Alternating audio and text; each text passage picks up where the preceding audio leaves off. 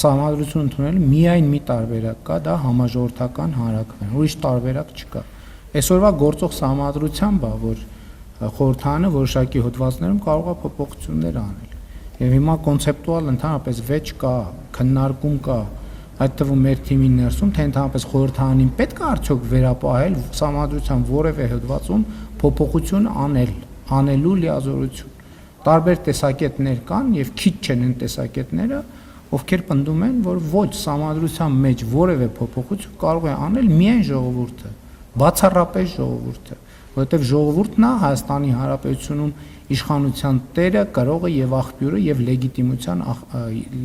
լեգիտիմության աղբյուրը։ Ինչ վերաբերվում է ձեր նշածին, որ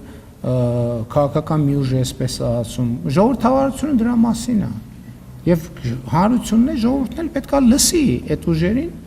տեսնի ում փաստարկներն են իր համար ավելի համոզիչ եւ գնա ըստ այդմ քվեարկություն։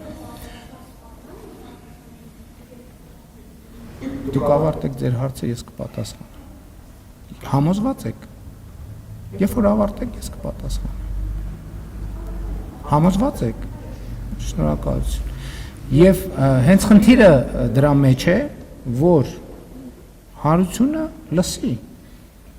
ամենատարբեր թեմաներ են բոլոր ընտրություններում, ժողովրդավարական երկրներում,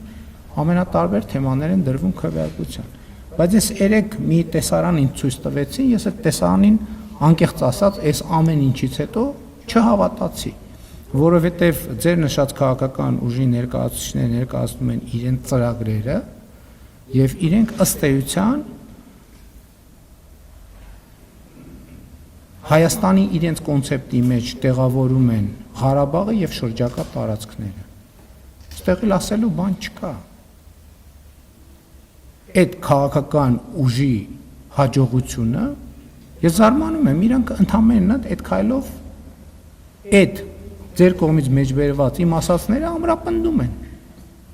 Այսինքն դա այնքան ակնհայտ բան է, որտեղ մեծ բանավեճի խնդիր էլ չեմ տեսնում։ Եթե մյուս քաղաքական ուժը ասում է Հայաստանը չպետք է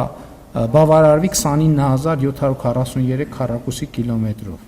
դա ինչ է նշանակում։